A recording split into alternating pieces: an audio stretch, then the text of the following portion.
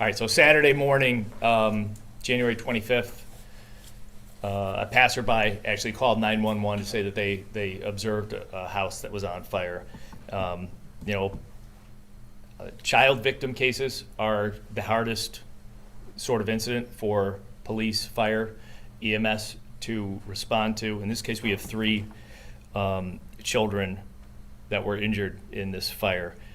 To put it lightly, and that's saying something, this is a shockingly cruel, unimaginable crime committed by a mom against her 3 kids. So it's a mom that meticulously took all 7 of her smoke detectors and put them in a bag and removed them from the house before she poured lighter fluid all over the house and lit it on fire in an attempt to kill her 3 children. I want to thank the Michigan State Police for their collaboration on this. I want to thank the Bureau of Alcohol, Tobacco, and Firearms, who have been very helpful, especially the Grand Rapids Fire Department.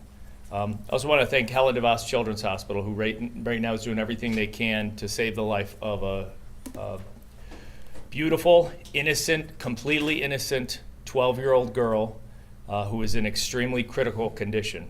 And they've been working nonstop since this incident happened. And if there's any bright part of this, it is knowing that we live in a city where we've got wonderful people like the people right now who are doing everything they can at Helen DeVos. And I feel very thankful for my family and my kids. And I want to say the same thing about our fire department. We sometimes have a friendly rivalry. And I feel like I don't take enough opportunities to compliment them and how fortunate I feel to live and have my family and my officers working in a city with a group of men and women. The Grand Rapids Fire Department are true heroes. And so what I want to do today is give you some perspective. As you can imagine, at a large fire scene like this, we had many police officers on scene, all with their body-worn cameras going, so we probably have hundreds of hours of footage. But what we did this morning was quickly put together a little bit so that you see the perspective of what our officers saw, and really what our officers saw the fire department dealing with at the time. So Jen, if you'll, this is about a 5-minute clip, and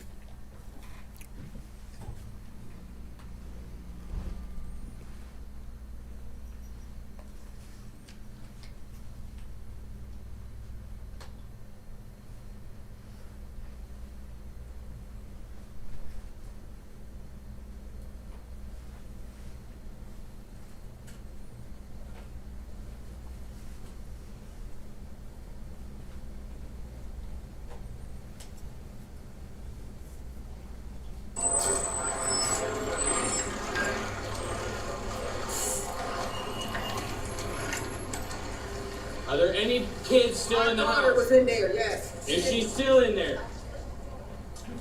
Where is she? Second floor, what corner? Where's her bedroom? Which corner? Shane, there might be still one kid inside on the second floor. You want eastern closed in both directions? Confirm, that's from fire. Will do. 18, 16, 19, 12, where do you want to bust that?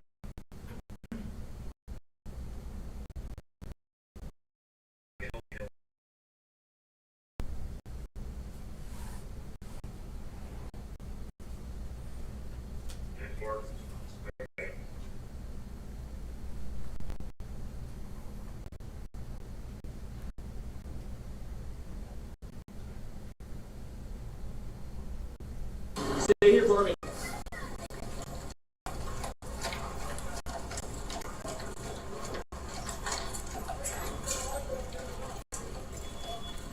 Kid who might still be inside is Nick. Upstairs.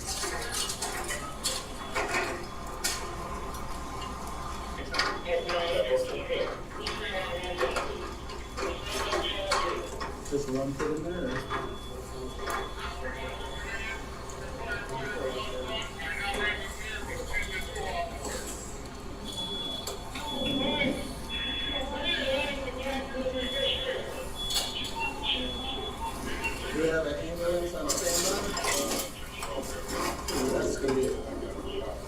be wet and cold.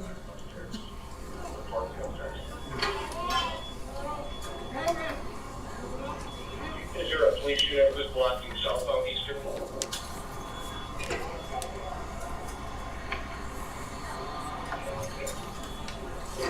In that case, 1818, can you block southbound Eastern Ave? Let's say Washington.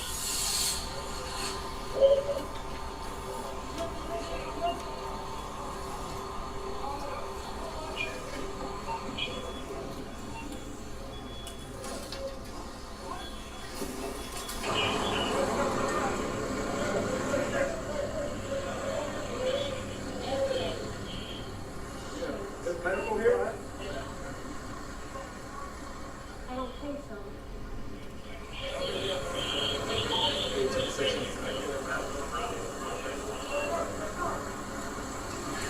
We're talking about the fire on Eastern Cafe for everyone to fix.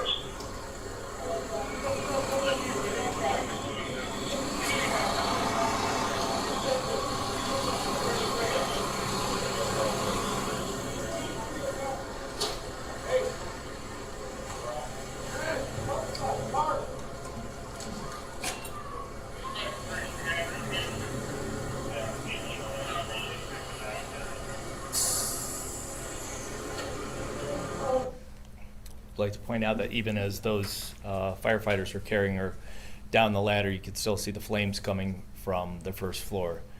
And even when the firefighters were walking in the second floor in the back, you could see not only the first floor fully engulfed, but the smoke so thick that I'm sure you could see more than an inch in front of your face. So again, this is just an unimaginably horrific case. It was difficult to watch, even though I've seen this video before. I don't know if you believe in the power of prayer. I do. I'm praying for this little girl at Helen DeVos Children's Hospital. Big thanks to the heroes in our fire department. I'm going to turn it over to Prosecutor Becker and then to the Fire Chief Brown. Yeah, my job's relatively simple here. We have filed the charges against the mother, Raconda Singleton. We have charged her with 1 count of arson in the first degree. That is a felony with a maximum penalty of life in prison and a $20,000 fine. We've also charged her with 3 counts of child abuse in the second degree. Child abuse in the second degree is also a felony, punishable by a maximum of 10 years in the Michigan Department of Corrections. She is presumed innocent of these charges until proven guilty beyond a reasonable doubt. At this time, I don't have any information on when she will be arraigned at the court. But essentially what first-degree arson is there was an intentional setting of a fire at a dwelling that caused an injury. And so the child abuse charges kind of go along with that. It's like knowingly and intentionally committing an act likely to cause physical or mental harm. And don't even have to actually prove there was mental harm, just an act that is likely to cause physical or mental harm. And so the instance of setting a home on fire with the children in it is the basis for the child abuse second charges. We'll see this case go through the criminal justice process. She should be arraigned, and we'll see a PCC within a week. So I would anticipate it would happen relatively quickly. So I'll turn over to the fire chief and let him talk. Well, it's been a rough week for our city, difficult week for both the police and fire departments. It's hard to describe what our people see when they pull up to a scene. Normally we're battling flames, not other things that stand in our way. I can tell you this fire progressed very rapidly from what we would normally see on the first floor, and even all the black smoke billowing out on the second floor is unburned fuel. So our members place themselves directly in harm's way to save a life. That's what we take an oath to do, and that's what we did. Unfortunately, the 12-year-old sustained some smoke inhalation, some critical injuries. They're in grave condition at this point. Couldn't be prouder of the men and women of the Grand Rapids Fire Department, and like to thank our brothers and sisters in blue. All week we've had to work hand in hand on multiple incidents. Again, we were able to assemble a huge effective firefighting force within minutes in the core of the city. Ultimately, we had 13 units on scene comprised of 42 personnel. That's the vast majority of rigs in the city of Grand Rapids at one point or another made their way through this fire. And as you can see, we had multiple things going at the same time. We had 4 separate teams searching, 2 different crews doing fire attack, ventilation, water supply, and medical out in the front yard for any victims that we found. So hats off to the highly trained men and women of the Grand Rapids Fire Department, and thoughts and prayers to all those impacted. Back over to you, Chief. Obviously, the criminal investigation is coming to a conclusion, but we haven't quite yet started with that process, so there's only so much I can talk about as far as that goes. But if you have any questions that I can't answer or that I can pass off, I'm one of these 2 gentlemen, happy to entertain them at this time. Witness from our ground chief, was that the 12-year-old girl that they were administering CPR to? That is correct. Okay, Yeah. just want to make sure. And you said she sustained inhalation, smoke inhalation. Obviously, she was unconscious, cardiac, something going on there. What Yes. else were those extent of those grave injuries? What could you explain? At this point, it's burn injuries, has some inhalation injuries as well. And anytime you're in that type of environment, it's life or death. And so we were able to achieve ROSC, return of spontaneous circulation, en route to the hospital. And as Chief Winstrom said, Helen DeVos has done an amazing job doing everything they can to give this little girl the best chance that she could have. Is she still in ICU? Yes. Yeah. Okay, so Yeah. potentially we could have a different type of charge coming down if she succumbs to her injuries. Sure, as I mean, well. based on all the facts, if anything else happens, we'll take a look at that. But yeah, definitely could be additional charges should things take a turn for the worse. Were the kids, I think this is for you, Chief Windsor, were Sure. the kids intentionally locked inside? Neighbors I spoke with said that they could hear them yelling in the house. Right, that's a "Mommy, mommy," preliminary investigation points to that she was attempting to keep them inside, yes. with furniture blocking or with doors locked or, I don't have all that information, so I don't know yet. Does she have a history with GRPD? She does have a history with GRPD. I don't believe she has an extensive criminal history, but she was familiar to some of the officers on scene. what about a mental health file that you're aware of? That I'm aware of, I believe that could come into place, but I haven't seen it myself. But she does have one? I have not seen it, and I can't confirm that. Okay. Is there any motive as to why she did this? I cannot fathom any motive at all. I know Megan just was asking questions about mental health. That's the first thing I go to, that there's mental health issues. I think that's something that will probably play out throughout the criminal justice process, but there's nothing. I mean, this is a mom who tried to murder her 3 beautiful little daughters. I have no idea. And any idea how she started the fire? It looked like if that was her in the beginning of the video. It was looked like her. She wasn't injured at all. How did Yeah, she she get was, in? I believe we took her just to get checked out, and she used lighter fluid. She Okay. poured lighter fluid all over upstairs, all over downstairs. I think she covered the couch in lighter fluid, and that's a pretty effective way to start a fire. Where was the Just- bag? Uh, Where was the bag of, Smoke The detectors. bag of smoke detectors, I believe, was in the backyard. In fact, while watching the body-worn camera video of some of the cameras, you could see officers walking by. You can hear the beeping. What's the injuries of the younger 2 children? Younger 2 children are not sustaining life-threatening injuries. I believe they both had smoke inhalation. They were both transported to the hospital at this time, but I do know, reviewing the body-worn camera, that our officers and firefighters were having conversations with them at the scene. So I think their prospect for recovery is very good.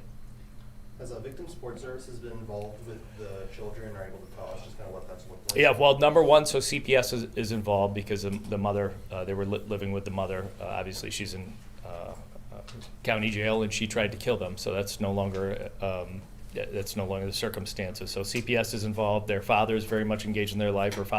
Their father came out that night to the hospital, but also CPS is involved, and they have that process. We have victim support services here at the Grand Rapids Police Department.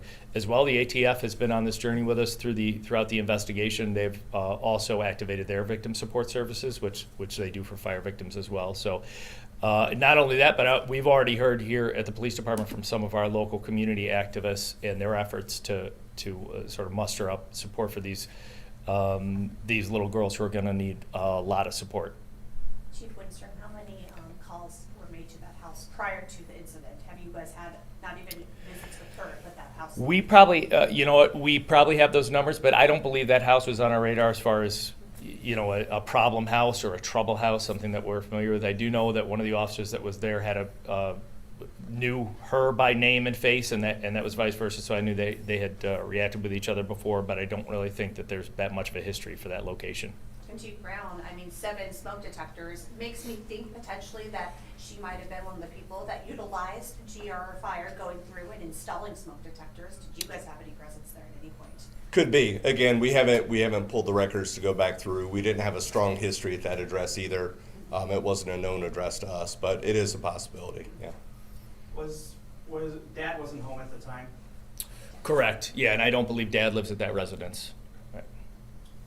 Were all of the girls in the same location in the house? If 2 of them are okay, was one upstairs, the other 2 downstairs? Right. It seemed like at least 2 were upstairs, and one of them climbed out the window at one point in time, and then back in. So the short answer is they were at different locations. Yes. And the 12-year-old, where was she? She was upstairs. I'm not sure. Maybe Chief Brown knows exactly where she was. Just in recovered. one of the front rooms. Again, we had multiple teams doing a vent enter search, diving in the front windows, and as you saw, she came out of the Alpha Delta corner onto the porch. So, yeah, she was in that room. Was the 12-year-old the last one to leave the house, the last of the girls? That's correct. And I mean, to say the last to leave, you could see on the last video that she's carried down. She appears to be very much unconscious, carried down by a firefighter. Some of the videos that I showed before, you see obviously the officer that's running through the snow trying to get information from the mom, and then the in-car camera where you just kind of see the overall view of the fire, and you see those flames that are coming out, 5-10 feet, just flames extending from the house.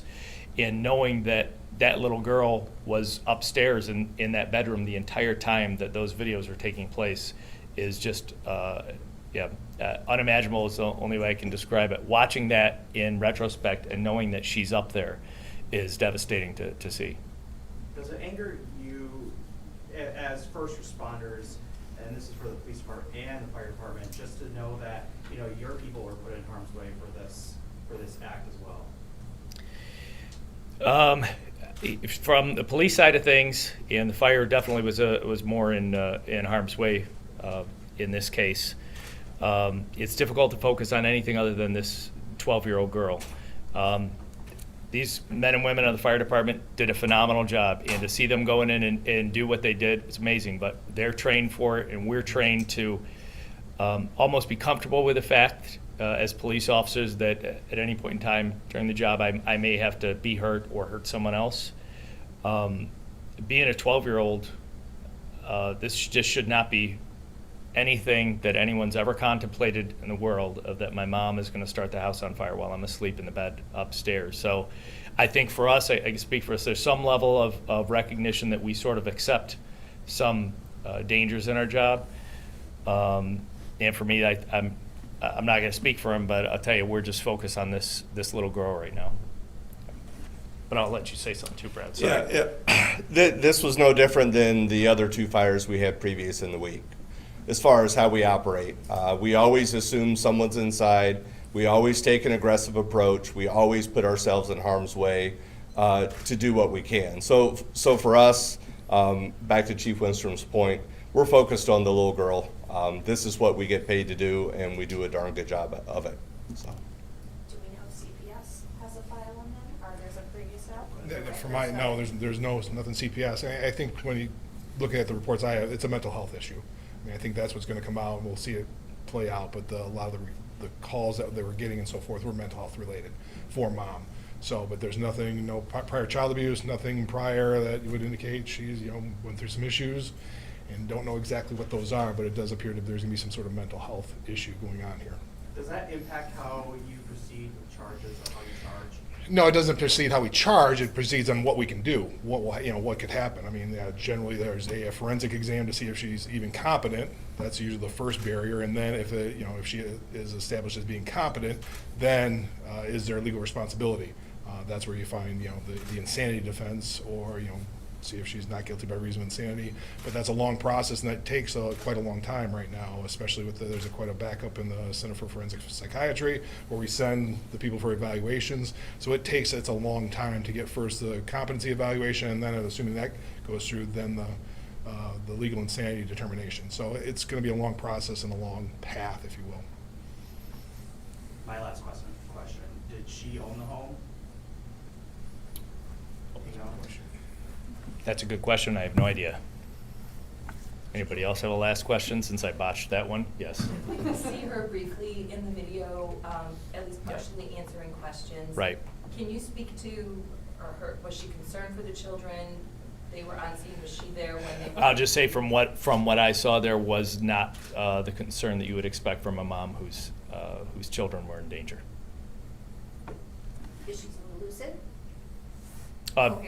Seemed to be coherent as far as I could say, but like I said, there's hours and hours and hours of video. There's probably some that I haven't seen, and certainly a lot of people have spoken to her since then. So it's yeah.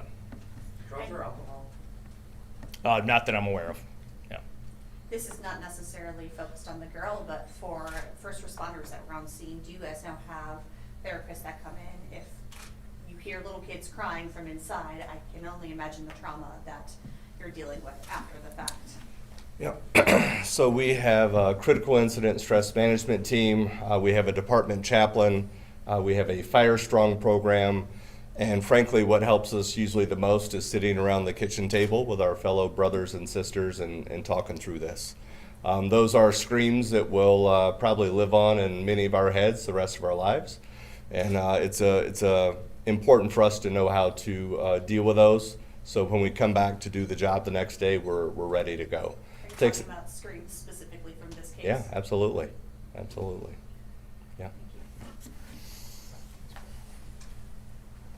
Everybody's good? Anybody else?